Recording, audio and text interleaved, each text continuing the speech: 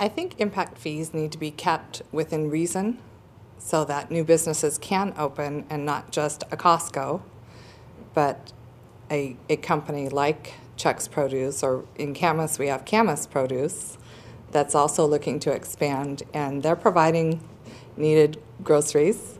And I think those businesses should be encouraged. It's a pity that the impact fees are so high that they would actually deter growing local business like that. I'm sure that there are ways that the impact fees could be reduced so that a business like that could expand that's doing well.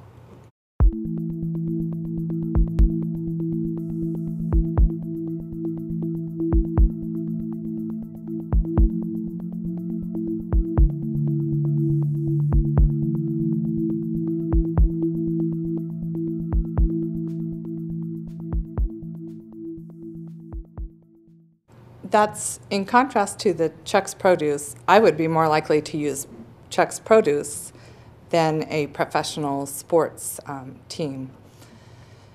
But one thing that interests me about that is in Washington State, we have typically had a vote on a large public expenditure like that. So I think it really warrants a public vote.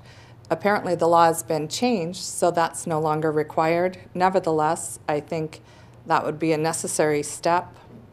In this economy, I think entertainment is using tax dollars for entertainment. The public benefit to that is questionable or marginal, especially in light of the core mandates of any city: police, fire, roads. So I think until core services are well funded or adequately funded, that diverting any general fund dollars to an optional or for some it would even be considered a luxury amenity for a service that isn't used by everybody is not for these times. I think we're in tough economic times. People are hurting. They're losing jobs and homes, and cities need to be careful, more careful in their budgets because of that.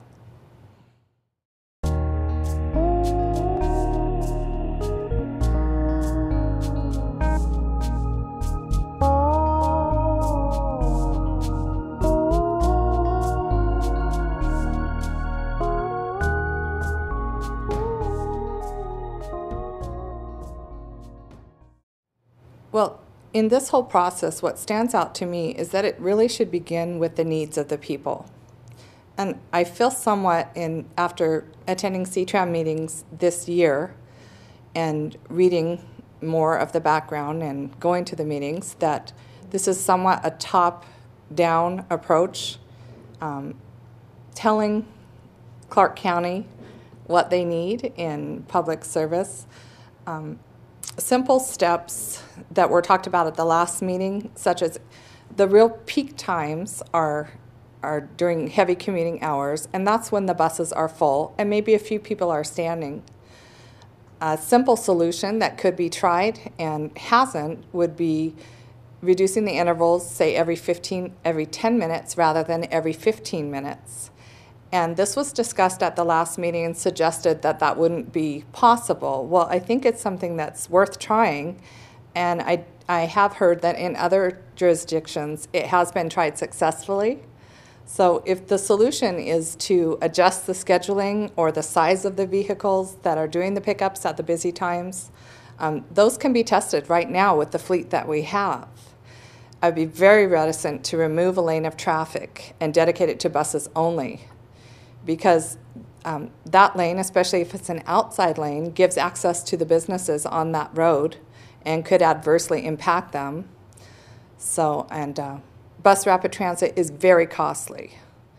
So I'm not sure that we have the numbers of riders that would warrant that, and it needs to be looked at more carefully.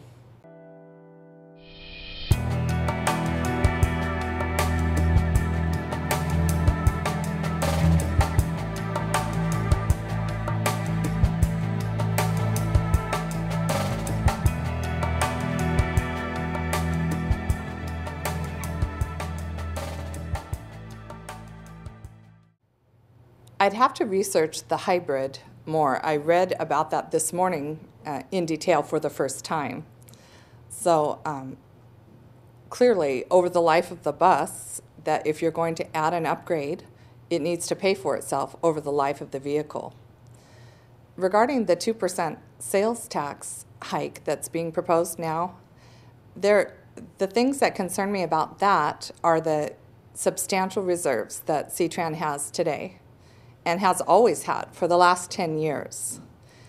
And the picture is being presented that these reserves will be drained very rapidly, and that's why we need to increase our tax rate. I think the reserves are very healthy, around 50 million at the end of last year, and I don't think that they will be depleted or must be depleted that rapidly. They need to be spent carefully and wisely.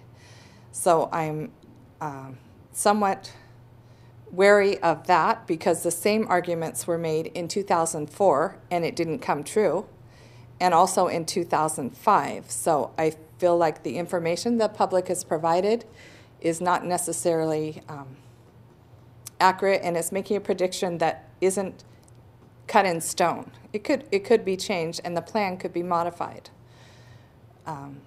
Furthermore, when the sales tax revenue goes up as the county grows, the sales tax collected will increase even if the rate stays the same. So I really question a rate increase. As the population grows, so will the sales tax without any rate increase.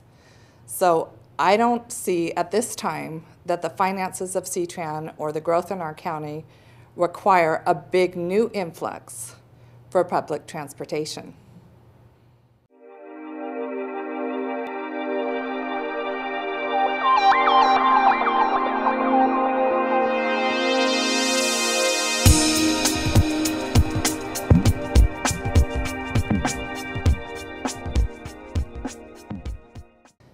Well, on the question of light rail, in Oregon, voters got to have a say in that question.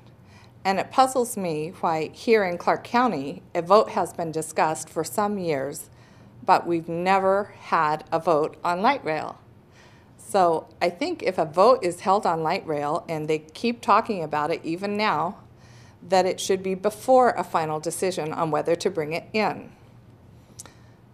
Furthermore, there's some question about if a vote is held, whether the whole county or certain parts of the county will be able to vote on it. And it's been discussed which areas would be able to vote on it, and I believe that everybody in the C-Tran district should have a say on whether to bring costly light rail into Clark County. So that's my first concern. Then I'm also aware and have read about the different projections and predictions made by the CRC regarding traffic, population, tolls, and financial predictions. And those, it turns out, according to economists who have studied the presentations, have been questioned and appear to be inflated. Well, these numbers aren't being adjusted to reflect a more true picture. So that's a concern to me about it. I think that it needs to have accurate information that's up to date on the true traffic projections. And furthermore, light rail serves a small fraction of the users that cross the I-5 bridge at this time. A little more than, well, close to 3% of the current number of people crossing the bridge every day are using buses. One of the predictions being made is that that number will jump to closer to 10% if light rail is added. Nevertheless, that's still a small fraction of the number of people crossing the bridge, and yet the light rail portion of the project costs about $1 billion. That's before financing or any cost overruns. So it's a huge investment. Again, I really believe the people should have a say before this project is moved forward.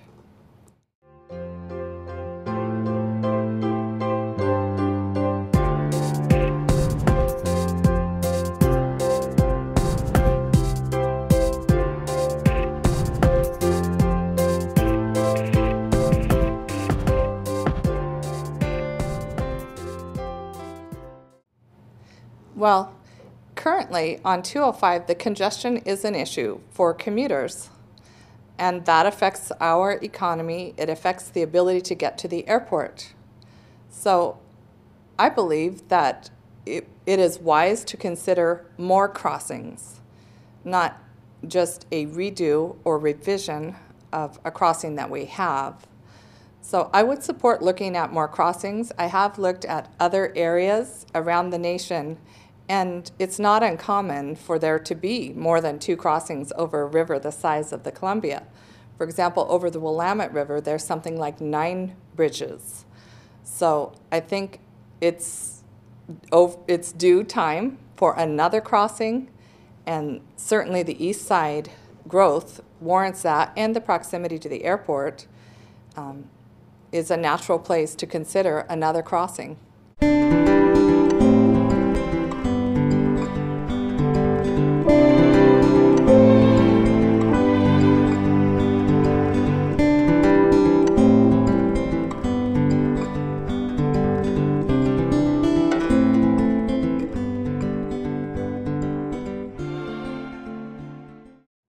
Well, I believe costs can be contained better than they are today.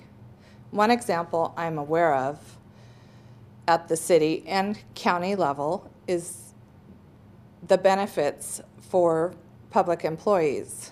That would include things like contributions to medical, holidays, that sort of benefit. When looking at that compared to trends and norms in the private sector and even in other public service, the local government in our area offers overly generous benefits in that regard that far exceed the norms. So I think that's typically one of the biggest costs is in employment and in those benefits. So bringing those more in line with industry standards and norms, I think is a potential area for cost savings. And that's one area that I can definitely know could immediately help the budgets.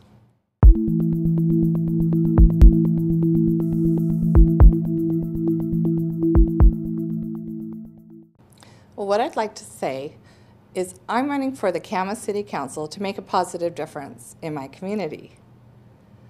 I feel that our government processes could be more open, our council meetings could be more open and invite the public. Right now they're not broadcast, and they're looking at doing that, and I think that would be a big improvement. I'd like to see that there's always a connection between taxation and representation. There's some discussion of forming boards that are not elected, and so I prefer to see an elected board overseeing taxation, and that's something I believe strongly in. And we're looking at a possible community center in our area, and I definitely would support a vote on a public facility like that. And I think that public vote helps to ensure that if a project comes forward, it's something that better fits the public need by having a public vote. So I always believe that on big projects, a new school, a new library, new community center, stadium, that the public input is vital and a vital part of the process of deciding what really serves the public. And so if elected, those are the things that I would work toward. More open government, giving the people a say, and being cautious fiscally when it comes to spending, cutting unnecessary spending and looking for efficiencies so that we make the most of what we have and the resources that we have, which I think we're blessed with a lot of resources, and that we can use them even more wisely and make them stretch further. And I thank you for your time today. Thank you for tuning in.